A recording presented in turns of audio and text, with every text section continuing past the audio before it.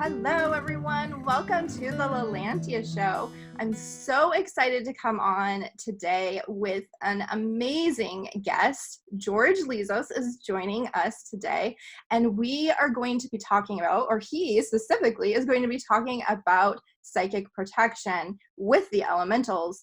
For those of you who don't know George, he is a spiritual teacher and intuitive, author of Be the Guru, co-creator of Elemental Healing, and host of the Lit Up Lightworker podcast.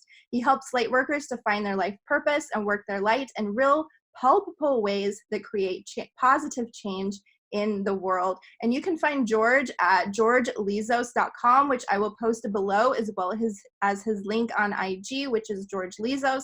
And today, like I said, we are going to be talking about psychic protection. Now, George works with elementals, as do I, so I am really, really excited about this topic and talking about psychic protection with the elementals, because I know how I work with the elementals for psychic protection, but I'm really curious to hear about how George does. Another thing I want to mention is that George has a new book that is coming out, which is called Work Your Light. And this is stuff that he is talking about in the book. So you will be able to get those practical steps in the book as well. This is just going to give you a little taste of what you can find in there. So welcome, George. Thank you so much for having me. I'm so excited to be here. Yay, I'm so excited too. So let's start with kind of the basics. What is psychic protection?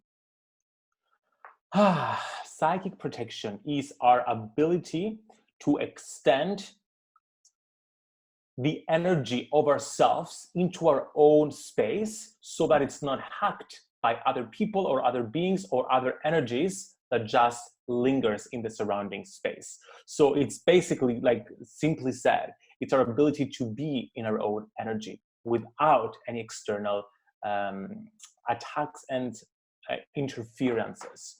And while I was writing my upcoming book, Lightworkers Gotta Work, it was so important to add an entire part all about psychic protection, because it's one thing to nurture our light, it's another thing to work our light. But if we don't protect our light, then we're not really being ourselves. We're giving permission to people, to energies, to spirits outside of ourselves to hack our energy and influence the way we think, the way we be, the way we express ourselves in the world. So psychic protection is all about just being 100% and authentically ourselves. I agree 100%. And one of the first things that I talk to with my clients is that psychic protection. It is like a foundation for everything. It is so important, and like my opinion is that is something we need to make sure that we are on top of every single day. So it is very important that people understand ways of psychic protection. And I know that everybody's a little bit different. So finding that method that works best for them for visualizing and all of that is really important as well. So why do lightworkers especially need psychic protection? Lightworkers especially need psychic protection because we're more sensitive than other people. Now, when I connect with many lightworkers, sometimes people tell me, oh, why protect in the first place? Aren't we giving attention to fear by doing so? And my answer to this is, would you go out into the street naked? No, you wouldn't. You would put on clothes on to protect yourself from A, other people, B, the natural phenomena that's going on around the world. Would you choose a weak password for your website or for your social media accounts? No, you would choose something strong to keep yourself safe. Would you go out into the street at night by yourself? No, you would go with someone else in order to feel safer. From this perspective, we all need to put on our psychic protection, our psychic shields, and to have tools and processes that we can use to both protect our energy and remove stuff from our energy.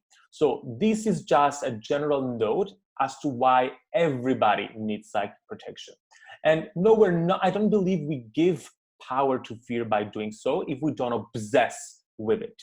Right. I think it's so important to just be mindful that we're not obsessing about protecting our energy, and we're just doing it to affirm our own sense of authenticity and our own sense of energy. At the same time, if we believe that we cannot be psychically attacked, and we 100% believe that, then that is true. We won't be psychically attacked.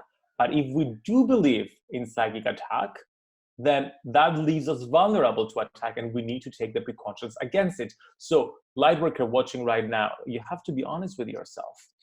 Do you actually truly believe that you cannot be affected by negative energy, or do you want to believe that and you're trying to force it into your own energy?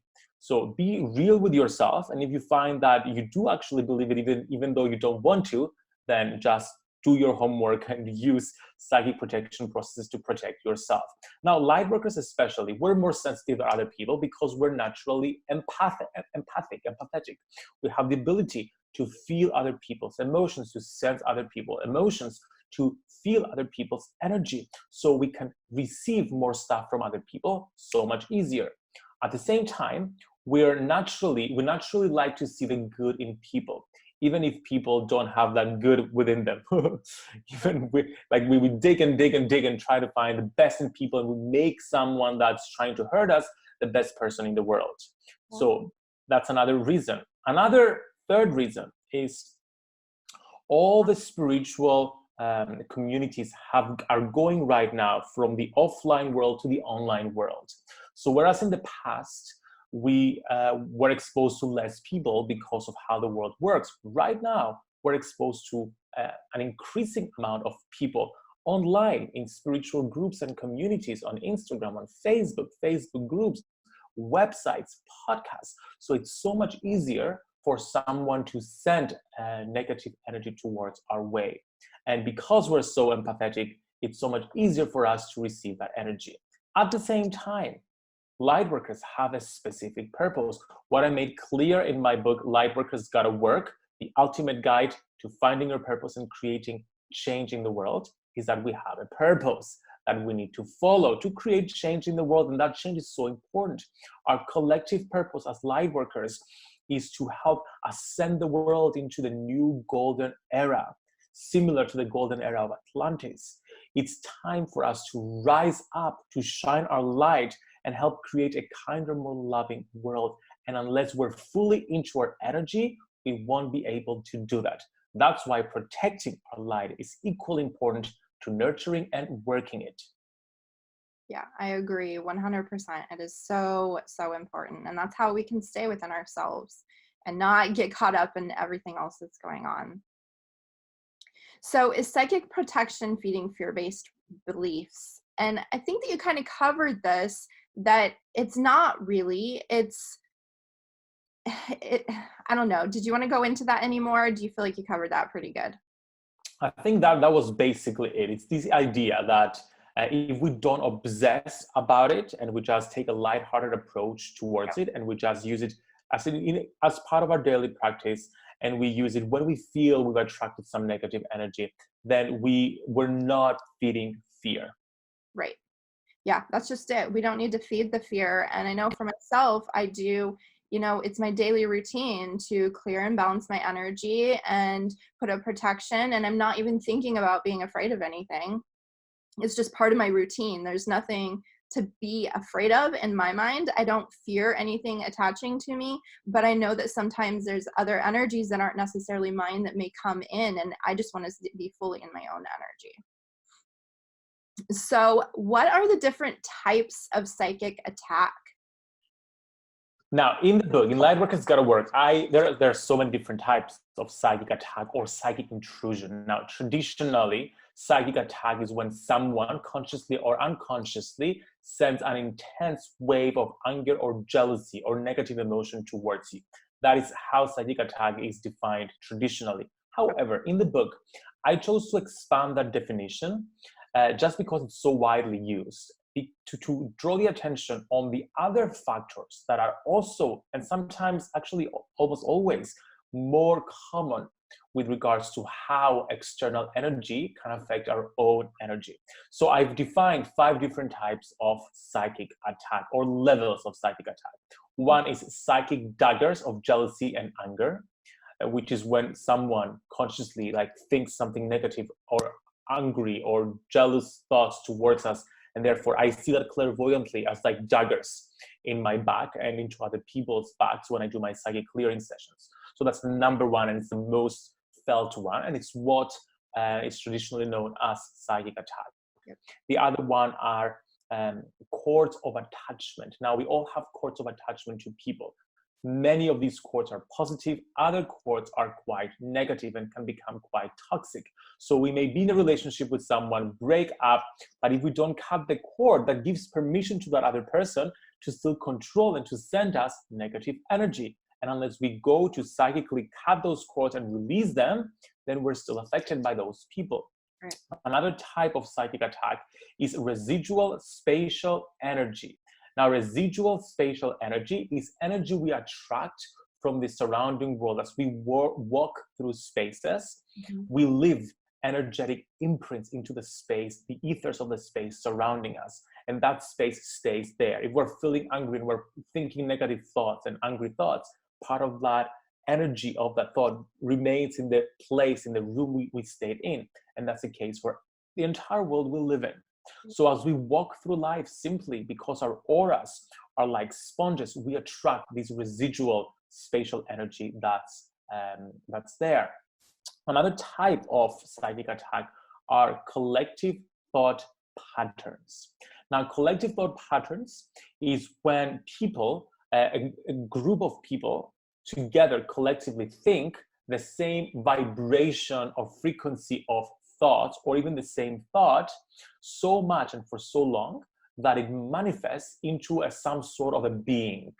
And we see that clairvoyantly as collective energy hovering above cities. For example, after the 9/11 attack in New York City, a lot of people felt a great deal of fear about a specific thing, and that created like these clouds of collective thought patterns that affect everyone passing through them. So especially if you're living in big mega cities, there are fearful collective energies lingering in the ethers that you may be drawing upon. And the fifth type of psychic attack are low-level spirits. Now, low-level spirits, again, I don't believe there is a source of evil. There is just a disconnection from the light. Okay, so by low-level spirits, I'm talking about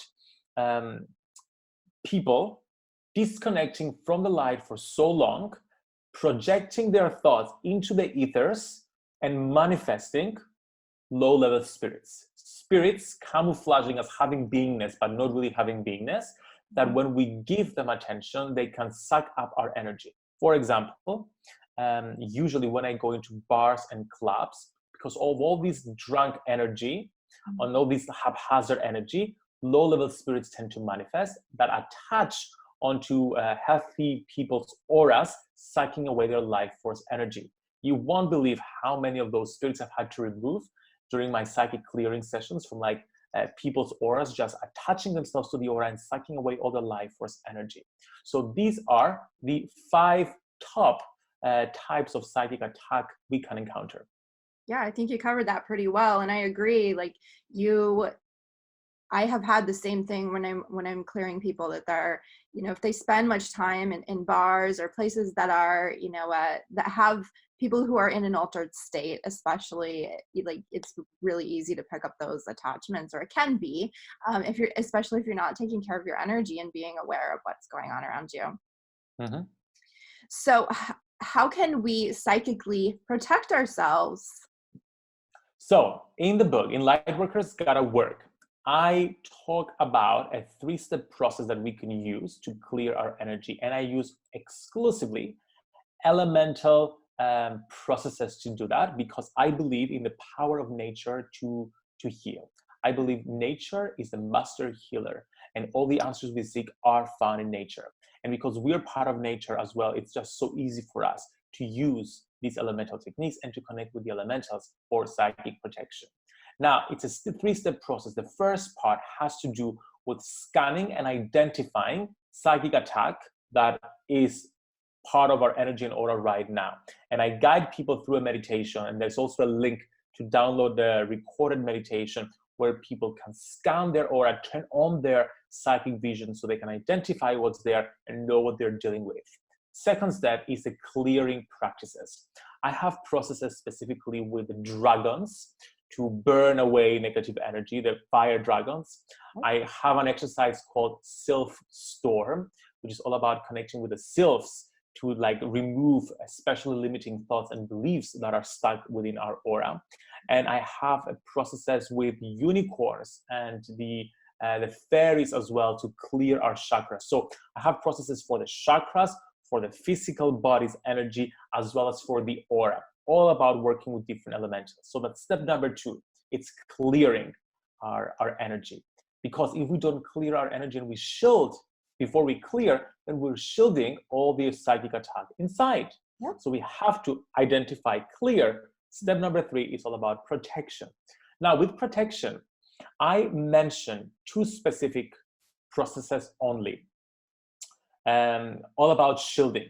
And one is working with our unicorn spirit guide and working with a rainbow ray to shield our vibration and raise our vibration. So this is a way for us to raise our vibration so that we don't come into contact and we don't attract and we're not a vibrational match to psychic attack. Yes. And the other process is working with the fire dragons to create a shield of light, an impenetrable shield of fire, etheric fire around our aura. Specifically, I'm working with a violet flame dragon. So we're working with violet flame energy right there. And that energy repels rather than uplift. So we're using 2 energies. One is repelling, the other one is uplifting our vibration. These 2 in combination are so powerful in making us immune to psychic attack. Yes, 100%. And it's so funny. Like I've been waiting to hear like how you describe it. And it is like so similar to exactly what I do and have been led to. And I work with the dragons a lot around this and the unicorns as well. And the unicorns are so amazing for raising our vibration to like rise above that place of being a vibrational match. Like you can get to that point where you're not really attracting the energies in a way. Yeah. That is the best, because that's when you become immune, I feel, to like psychic attack, because your energy is so high, like you don't even need people to give you psychic attack. And that's the whole game changer. And yes, unicorns help bring this rainbow ray that allow us to achieve that. Yeah, and that's when we connect with those people that are aligned with us. Those are the people that we want to attract into our lives, that are, you know, a part of our journey, or, you know, our soulmates or whatever. We want to be at that highest vibration to attract those people into our lives. Absolutely. That is amazing. And working with the elementals, in my experience, is like a completely life-changing event. When that clicked into place within my own spiritual journey, everything else kind of made sense. It was that missing piece for me. And there are so many people in the world that are still like, okay, even spiritual people sometimes are a little bit like, that's maybe a little bit too much. But once you experience it, like people want proof, right? Once you experience it, to me, that is proof.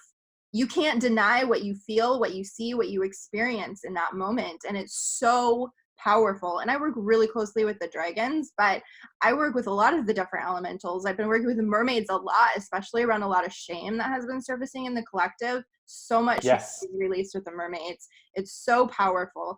And I just want people to understand that, you know, they are a part of nature, and nature is healing. And I tell people all of the time, when they're having a bad day, go in nature, hug a tree.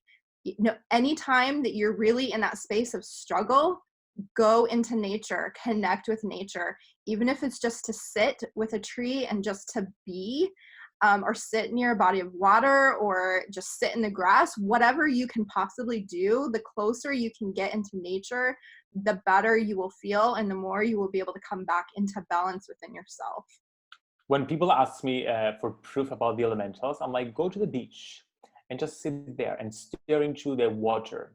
How do you feel? And they tell me, oh, I feel calm, and I feel still, and I feel my emotions coming up, and I feel my heart opening. I'm like, well, you just got a message from the mermaids, because those feelings are co-creations between you and the sea, and therefore those feelings are not entirely yours. Therefore, there must be something creating those feelings, and that is what a mermaid is. Yeah, it's amazing. I mean, people experience this all the time. You know, they say, I go into nature and I feel, you know, emotional, or I release, or whatever. And it's like, well, why do you think that is? You know, it's so healing, and people, you know, more people are realizing how healing nature is, but there's still, I still see it within people all the time, this resistance to connecting with nature. Why do you think that there's a resistance to connecting with nature?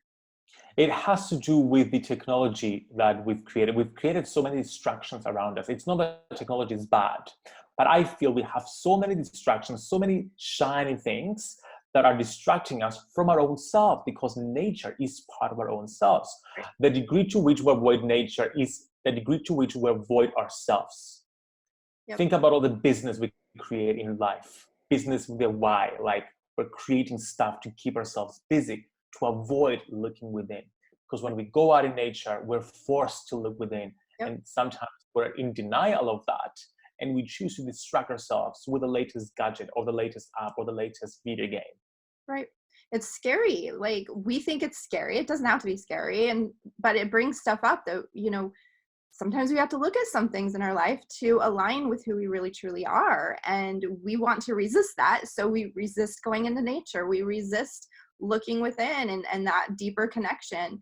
But when you feel that there is something bigger for you in this life, that you have a greater purpose, and you just keep resisting that, like, you're not going to get to where you want to be, where you want to feel that alignment. You want to wake up each day and feel purposeful and aligned and connected, and know your direction forward, know what action you need to take. This is what nature can provide you. And that connection that brings you within. Amen to that. And that was my purpose with writing Lightworkers Gotta Work, and focusing it almost exclusively on nature and elemental processes, was to show people that to find your life purpose and to work your light, truly work your light to create big positive change into the world, connecting with nature, that's so essential to it. It really is. It really is. And here we're coming up on spring, so yay, more nature. Yes. And I know for myself, I go in nature as often as I possibly can, and I see it as a necessity. It is a part of my daily routine.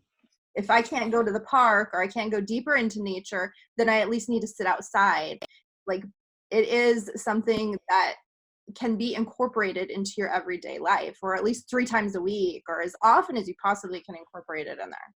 Oh God, so much. But even if people can't go out in nature, let's say it's too cold or it's too hot, that is the case where I live, we can still connect with nature via other ways, via meditations, for example. That's why in the book I have like so many meditations all about connecting with the elementals, because wherever we are, we don't have an excuse. We can tune in, we can connect with the elementals with our mind in visualization meditations, and still get the same kind of feeling and the same kind of experience from the natural kingdom.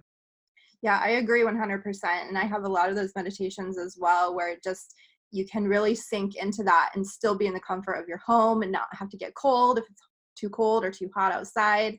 And it is really powerful. Like, sometimes people discount the power of a meditation or a journey. So it really can help with that deeper connection.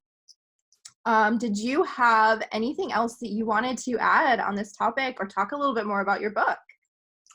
Well, I would love to invite everyone to go to Amazon and to check out my book, Lightworkers Gotta Work. This is the book. If I had to write a single book in my entire life, this would be it, basically, because it is my gift to lightworkers. In other words, my purpose is to help lightworkers to find, follow, and fulfill their life purpose, because I know how important our collective lightworker purpose is, which is to help ascend the vibration of the planet, to create a better world. So Lightworkers Gotta Work's biggest message is that the world won't change sitting in meditation pillows all day long. The world changes when lightworkers light up, get clear on their purpose, connect with nature, and work their light in real, palpable ways. It is the ultimate step-by-step guide to finding, following, and fulfilling our life purpose. It helps us embrace both the divine masculine and the divine feminine energies that are so embedded within nature, so that we not only know our light, but we work our light in real palpable ways. And we're not light chillers, but we are really light workers. Yeah, absolutely. And it comes out on June 4th. So it is a great opportunity to pre-order the book right now. And this helps to support George as well as an author and as someone who works very closely with a lot of authors and also works in a bookstore and has worked in the publishing industry. These pre-orders are important, and I believe so much in supporting authors that write these books that are so important for us. They help us so much. And when you think about it, this is a book that you spend, I don't know how much it is, I guess. But it is $16.99. Okay, $16.99. You spend $16.99 on something that is almost like a program in itself. He has these practical steps in the book. Like, this is like getting a program and working with George through these different things. So it is, in my opinion, books are a really inexpensive way of being able to do this work and being able to connect with the author, the light worker, and find these next steps that can help you in really, in this case, in really practical ways that can give you that direct guidance to move to that next step and connect more deeply with yourself. Thank you so much for mentioning that, because books changed my life. When I was growing up and I got into spirituality, I could not express it in the Christian community I was growing into. So it was just me in my room with a bunch of books. And basically I learned and I created my spiritual path as a result of reading those books. So it is such an honor to be able to communicate and to have a personal relationship with people through my books right now. Yeah, absolutely. And I was the same. Like, I have such a similar story around that. And when I started into spirituality and learning more, my now ex-husband, he was unemployed. I didn't have money or very much money to really be able to go into things in the way that I wanted to. And books really changed that for me. But even as a child, books were what saved me, because I was raised in a very religious Christian home, and I wasn't really allowed to, express who I really truly was. I didn't know what that was, and books really helped me to find that and find my way forward. So books are really a really powerful way to be able to connect and to receive information. And sometimes you just got to set aside, the half an hour each day to read on the book. I think that's what people struggle with the most, taking the time to do it. But it really can make a huge difference. So thank you guys so much for joining us today. Thank you, George, for being here. If you enjoyed this video, I invite you to subscribe to my channel, check out some of my other videos, and you can find me on Facebook. I have a private group called Sorceress Circle, and I am at Lilantia Makana. You can also find all of our links, mine and George's, below in the description, and I invite you to follow us to learn more about us and hopefully step into your own journey in working with the elementals and your journey as a light worker as well. So I will see you guys on the next video. Bye.